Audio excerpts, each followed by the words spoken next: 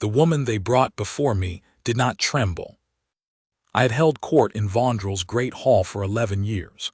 I had seen the guilty perform innocence with tears and shaking hands, and I had seen the innocent collapse under the weight of accusation until they looked like the thing they were accused of being. I knew the difference by now, or I thought I did. But the woman standing before my judgment seat on that cold morning was neither of those things, and that was the first thing that unsettled me. Her name, the pack elder's steward had read from the charge record, was Sable. No house name, no pack affiliation, a traveling herbalist who had spent 3 weeks in the hold of Elder Brennack, tending his wife's fever. When the wife recovered and Sable prepared to leave, Brennack's signet ring had gone missing, a family piece, 3 generations old, set with a garnet the size of a thumbnail. The steward laid the charge out in crisp, confident language. Theft. A woman of no standing, no roots, and therefore no loyalty. Sable listened to all of it without moving. She didn't look at the floor. She didn't look at Brennack. She looked at me, not with defiance, not with a plea, just with a level attention, as though she was listening to something being read about someone else and waiting patiently for the part that would make sense. My wolf went quiet. Not still the way he went still when I was deciding something, a different stillness. The kind that happens when a sound stops that you didn't realize you'd been hearing for years. I told the steward to continue. I kept my face arranged the way it always was in session, unhurried, unreadable. But something had shifted, and I didn't know yet what it was. The charge required a verdict within 3 days, by Vondrel law. A traveling woman with no pack to speak on her behalf, accused by one of my senior elders. The outcome was supposed to be obvious. Brennack had served my father's court before mine. His word carried weight that Sable's wordlessness could not balance. I should have given the verdict that afternoon. I didn't. I told the steward I was reviewing additional testimony and sent the hall clear. Brennack looked satisfied. Sable was escorted back to the holding rooms. Not a cell, I made sure of that, just a locked guest chamber with a fire and a meal. And I sat alone in the hall for a long time after everyone had gone. My wolf wouldn't settle. It wasn't conscience exactly. I had reviewed the evidence and it was sufficient, and I had convicted on less. It was something more specific than that. It was the way she had looked at me, not appealing to me, not performing, just watching with that patient attention as though she had all the time in the world and expected eventually to be understood. I called for the charge record and read it myself, which I didn't usually do. Then I called for the testimony statements and read those too. By the second hour, I had found 3 contradictions. Small ones. The kind that could be the ordinary imprecision of memory. But the steward's summary had smoothed them over, and I noticed they had all been smoothed in the same direction, toward certainty that Sable had been present in the room where the ring was kept, toward certainty that no one else had been. I didn't sleep that night. In the morning, I asked to speak with the woman privately, which was unusual enough that my steward looked at me with the particular careful blankness that meant he was concerned, but would not say so. They brought her to the smaller council room off the hall, a low fire, 2 chairs, morning light through the slit windows. She sat across from me and folded her hands in her lap with the same composure she'd had the day before. I want you to tell me what you remember, I said. Not what you've already said, everything from the first day. She looked at me for a moment, then she said, "You've read the statements." "I have." "And you found something." It wasn't a question, I didn't confirm it. "Tell me from the beginning." So she did. She had arrived in Elder Brennack's hold in late autumn, called by a message from his wife's own hand, a woman named Aura, whom Sable had treated once before, years back, when Sable had passed through the lower valley on a traveling circuit. Aura had relapsed. The fever had come back worse. Sable had walked 4 days to reach them. She laid it out simply. The room she had been given, the herbs she'd used, the hours she'd kept, which members of the household she'd seen and when. She did not editorialize. She did not tell me she was innocent. She just told me what had happened in the order it had happened, and the picture that emerged from it was detailed and internally consistent in a way that a constructed story usually isn't. The constructed ones have too clean architecture, every fact supporting every other fact with no texture. This had texture. She remembered that Aura had asked her to add more cedar oil to the steam because she liked the smell. She remembered that one of the household wolves had followed her down the corridor every morning for the first week and then abruptly stopped. She remembered the exact color of the light on the day the fever finally broke. When she finished, the room was quiet. "You're not going to ask me to believe you," I said. "No," she said. "I'm going to ask you to look at what's true." My wolf pressed forward in my chest, not aggressively, just moved, like something leaning toward warmth. "The ring," I said. "If you didn't take it, where do you think it is?" She was quiet for a moment. Then, "I think it's where Elder Brennack needs it to be, which is not in the room where it belongs." I knew Brennack's finances were not what they had been. I knew it the way a king knows things that his council is too politic to say plainly, through the texture of small facts accumulating over time. His household had contracted 2 years ago, then contracted again. He had asked twice for adjustments to his tithe structure. He had a creditor in the lower city whose name appeared occasionally in commerce records, always in connection with transactions that were just within the boundary of what was permitted. A 3-generation signet ring, properly sold to the right buyer, would settle a significant debt. A 3-generation signet ring, reported stolen by a passing herbalist with no pack name and no one to object, would settle that debt and leave the household standing intact. I sat with this for a full day. I didn't move against Brennack. I didn't tell Sable what I suspected. I pulled 3 of my own men, not his, not the stewards, and asked them to do very quiet work in the lower city, the kind of work that doesn't announce itself. On the second afternoon, they came back with a description of a recent transaction at a garnet dealer 3 streets from the market. A ring, 3-generation family piece, sold by a household man from one of the elder families. The dealer's record gave a rough description. It matched. I should have felt satisfied. I had found what I was looking for, or close enough. The case was almost clear. But my wolf still wouldn't settle. Not the case, he was telling me. Something else. Something here in this hold that you're not seeing yet. My son Edric was 8 years old and had his mother's curiosity, and none of her patience. His mother had been gone for 3 years, a fever, one of the hard winters, the kind of loss that changes the shape of a room without removing anything from it. Edric missed her with the straightforward grief of a child who had not yet learned to put grief somewhere smaller. He asked about her regularly, directly, without embarrassment, and I answered him the same way because that was what she would have wanted. He was also, as I had discovered, regularly sneaking into the treasury vault. Not to take anything. He was 8 and this was Vondrel, and he had been raised to understand that the things in that vault were his family's history, not his toys. He went there to look. Specifically, he went there to look at the Iron Seal. The Iron Seal of Vondrel was 3 generations old. Older, in fact. My grandfather had said it was old when he was given it. It was a flat disc of dark iron, the size of a spread hand, with the family mark pressed into it so deeply the metal had flowed into the design as though it had always been that shape.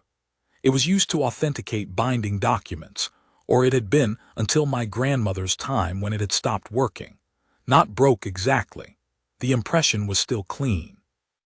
But the warmth it had always generated, my grandfather described it as a low heat in the palm, like holding a stone that had sat in sun, had gone cold, and the wax it set into no longer held the quality it once had. My grandfather had called it grieving. My father had called it old. I had stopped thinking about it. Edric called it interesting. He told me on the evening of the second day of my private investigation that he had been taking the court record into the vault to look at it. I didn't ask why. With Edric, the question was never why he was doing something. It was what he had found. He had found, he said, that when he pressed the seal against the page where Sable's name was written in the charge record, her name specifically, because he had pressed it against other parts of the document and nothing had happened, the seal got warm. I looked at my son. "Show me," I said. We went to the vault that night, Edric and I, with a torch and the charge record. The treasury was quiet, the kind of cold that stone holds even when the rest of the hold is warm. Edric knew exactly where the seal was kept. He had clearly spent more time here than I'd known. He lifted it down from the shelf himself, handled it with careful respect, and brought it to the table in the center of the room. He found Sable's name on the page. He pressed the seal against it. The iron lit. Not fire, not a glow that was meant to be noticed from a distance. A deep internal warmth, the kind of light that exists below the surface of a thing rather than on it, like an ember seen through the wall of a forge. It moved through the metal the way warmth moves through stone that has been in sun, gradually, from the center outward, until the whole disk was holding it. I had never seen it do this. My father had never seen it do this. My grandfather had described it. In the journal I had read as a boy, but the language was old and I had taken it for sentiment. My wolf, for the first time in 3 days, was completely still. Edric looked up at me. "Why does it know her name, father?" I took the seal from him carefully. The warmth was real and unmistakable in my palm. I pressed it against another name on the page, the steward's, the elder's, my own, and it went cold each time. I pressed it back against Sable's name and it woke again immediately with the same low, certain light. The seal my grandfather had written knows the bloodline that belongs to ours. It has never been wrong. My wolf, still and absolutely certain now in the way he only was when something was simply true, said nothing more. He had been telling me for 3 days. I had simply needed the words. I put Edric to bed and went back to the hall. I brought Sable to the great hall in the morning with an hour's notice, which meant the court assembled quickly and not entirely neatly. Half of them still pulling on cloaks, exchanging glances, trying to read the situation from the speed of the summons. Brennack arrived last, which told me he had been awake already, waiting. Sable came in with the same composure she'd had on the first morning. She looked at the assembled court. She looked at me. That patient, level attention. I had the charge record on the table beside my chair. I had the iron seal. I had the report from my men in the lower city. I had Edric standing just inside the side door, because he had asked to be there, and because he had earned it. I addressed the court simply. I told them what the men in the lower city had found, the transaction, the description of the ring, the household man who had carried it. I told them that I had reviewed the testimony myself and found the contradictions, and that I had found them all smoothed in the same direction by hands that were not mine. Brennack's face moved through several things in the space of about 4 seconds. I let it. Then I picked up the iron seal and set it on the court record, on Sable's name, and said nothing further. The hall watched the iron light. There was a long silence. Most of them had never seen it. Some had been told it was broken. Several of the older members of my council had heard my grandfather speak of it, and I watched those faces change first, a slow recognition moving across them like light across a floor. My son's voice came from the doorway, clear and unself-conscious in the way of an 8-year-old who doesn't understand why a room full of adults would be quiet about something obvious. "It does that for her name," Edric said. "I found it, father, let me tell." Someone in the court made a sound that was very close to a laugh and immediately stopped making it. I kept my eyes on Sable. She was looking at the seal. For the first time since she had come into my hall, her composure had shifted, not broken, but opened, the way a window opens onto something unexpected. She looked at the warm iron and then she looked at me, and what I saw in her face was not calculation, not triumph, just the expression of someone watching something long buried surface into the light. "Come here," I said. She crossed the room. I picked up the seal and held it out to her, and when her hand closed around it, the warmth doubled. I felt it from where I was standing, a reach of heat between us that had nothing to do with the fire in the grate. The hall was very quiet. "Her name is Sable," I said to the court. "She came to my hold accused of a theft she did not commit, by a man who needed what he had taken to not be something he had taken. She stood in this hall without begging and without breaking, and she answered every question with the truth, and my wolf knew what I hadn't worked out yet." I paused. "The seal knows it now, so does this court." I let that settle. "Elder Brennack will be detained pending a full accounting of his household debts and the disposition of the ring. His standing in this court is suspended." I did not look at Brennack when I said it. I was looking at her. "Sable is a guest of this hold under my protection for as long as she chooses to remain." The last part was not a legal declaration. Everyone in the room understood that. The warmth of the seal was still moving between us, and my wolf was as settled as he had ever been in 11 years, and the truth of the thing was apparent to anyone who had eyes. Sable looked at me for a long moment. Then she said quietly, "You delayed the verdict." "Yes. You knew something was wrong." "My wolf knew. I had to work out the rest." "That took you 3 days." "I'm a thorough man." The court heard the exchange, or most of it, and I didn't particularly care. A woman who had stood for 3 days under false accusation without once asking me to simply believe her, who had answered every question with precision and patience and no performance. She could have whatever tone she liked. She stayed. Not immediately, not from that morning. It wasn't that simple, and I wouldn't have wanted it to be. The seal's recognition was not a command, and I was not the kind of king who would have let it be one even if it had been. She was a person, not a verdict. She had been 3 weeks in Brennack's hold and 3 days in mine, and a significant part of her recent experience of pack law had been being accused of something by it. She stayed in the guest rooms for another week. I didn't crowd her. I made sure she had what she needed, access to the hold's herb stores, because she had come in the middle of a supply circuit and her own stock was low. Access to the kitchen, because she liked to prepare her own remedies and the kitchens had good light in the afternoons. I made sure Edric didn't bother her more than she was willing to be bothered, which turned out to be quite a lot. He told me, at the end of the 3rd day, that Sable knew 4 remedies for the kind of chest cold he always got in winter, and that she had written them all down for him in the margin of his lesson book. I thanked him for telling me. He looked at me with the particular expression he wore when he thought I was being slow.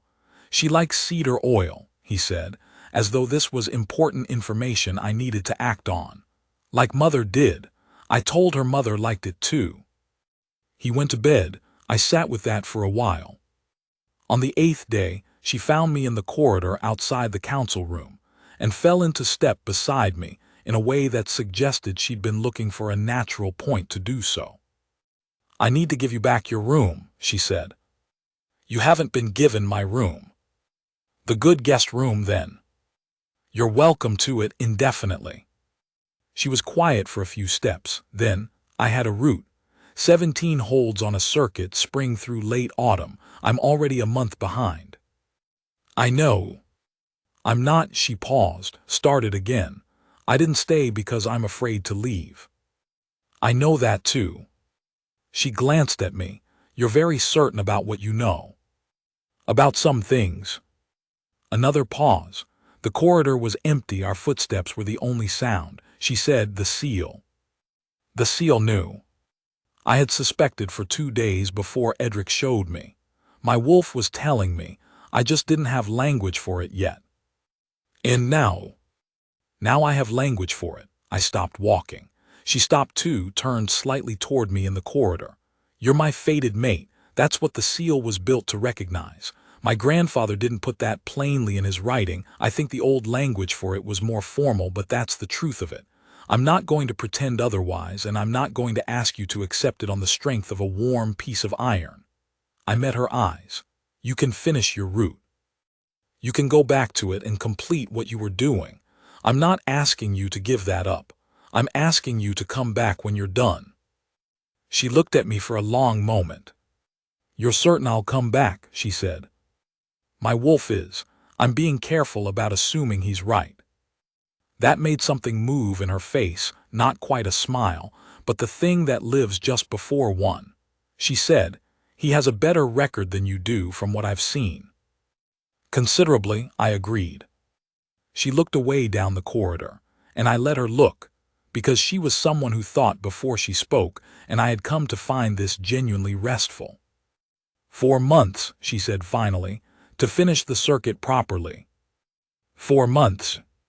Edric will be insufferable. He will be persistent, yes. She turned back to me. That level attention again, the same one she'd worn in the hall on the first morning, except that something had relaxed behind it, not the composure, which I suspected was structural, just the particular tension of a person waiting to be understood. All right, she said. 4 months. She left in the morning with her pack restocked from the Hold's herb stores and a letter of passage under my seal, which would tell any pack law along her route that she was a guest of Vondrel and not to be hassled. Edric watched from the gate with the expression of someone conducting a very adult negotiation with his own feelings. She ruffled his hair once on the way past, which he pretended to hate. I watched her go down the cedar track road until the frost-laced trees closed behind her, and then I went back to the work of governing Vondrel, which continued regardless of everything else, as it always did. Brennac's accounting was already in progress. The ring had been traced to its buyer, who was cooperative once he understood the situation. The debt structure was being unwound. I held 3 sessions that afternoon and signed 7 documents, and attended a dinner for a visiting pack that I would not otherwise have attended. My wolf was the calmest I could ever remember him being, not because anything was resolved, 4 months was 4 months, but because the truth of a thing, once it's out in the open, has a different quality than it does when it's buried. It doesn't press. It simply is. She came back on a day in late spring when the snow had melted back to the high passes, and the cedar forests below the Hold were running a new green. I was in the courtyard, reviewing the month's supply ledgers when she came through the gate, and I knew she was there before I looked up because my wolf told me, the same way he'd been telling me things about her since the first morning. She looked like she'd been on the road for a week, which she had, and she was carrying an extra bag that hadn't been there when she left, which meant she'd found things along her route she thought would be useful.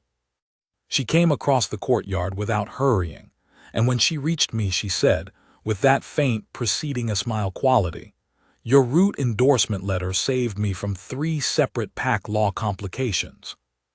I counted on it, and gave me entirely too much authority in one Hold in the lower valley. Their elder treated me like a dignitary."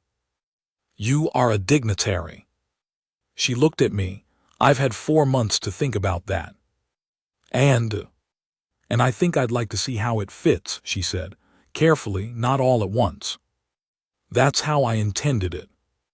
Edric came out of the Hold at a speed that suggested he'd been watching for her from a window. He stopped 3 feet away with the dignity of someone who had made himself not run, and then he abandoned the dignity entirely and said, "Did you bring cedar oil?" She reached into her pack without looking and produced a small wrapped bundle. He took it and went back inside at a speed that also suggested he did not want us to see how pleased he was. The courtyard was quiet for a moment. "He practiced that," I said. "I know," she said. "He wrote me twice on the route. Your messengers are very fast." I looked at her. She was watching me with that calm, attentive expression that I had learned over the past months to read more precisely. There was warmth in it, and a kind of recognition, and the patience of someone who had given something real sustained thought and arrived somewhere solid. I held out my hand. She considered it. Then she put hers in it, and the warmth moved through the point of contact like the iron seal lighting, not a dramatic flare, just a low, certain, continuous thing, the way a fire in a well-built hearth holds itself without effort. Carefully, I said, not all at once. Yes, she said, though I think the seal made its opinion clear. The seal is not running this hold. No, she said, but it's not wrong. It wasn't. It hadn't been from the moment my son's voice broke through a hall full of adults with the kind of clear, uncomplicated honesty that only an 8-year-old has access to, asking why the iron knew her name. Because to him, it was simply a question, not a revelation, and the question turned out to be the same thing. In 3 generations, the seal had never been wrong. It had been waiting, my grandfather had written, and patient things eventually find what they're waiting for. Sable stood in my courtyard in the late spring light with her hand in mine and her pack full of cedar oil and 4 months of a completed route behind her. And the hold was warm, and my wolf was quiet, and everything that had been buried beneath the weight of false accusation and bad faith, and one small boy's curiosity was simply out in the open now. The way truth is, once it decides to surface. She stayed.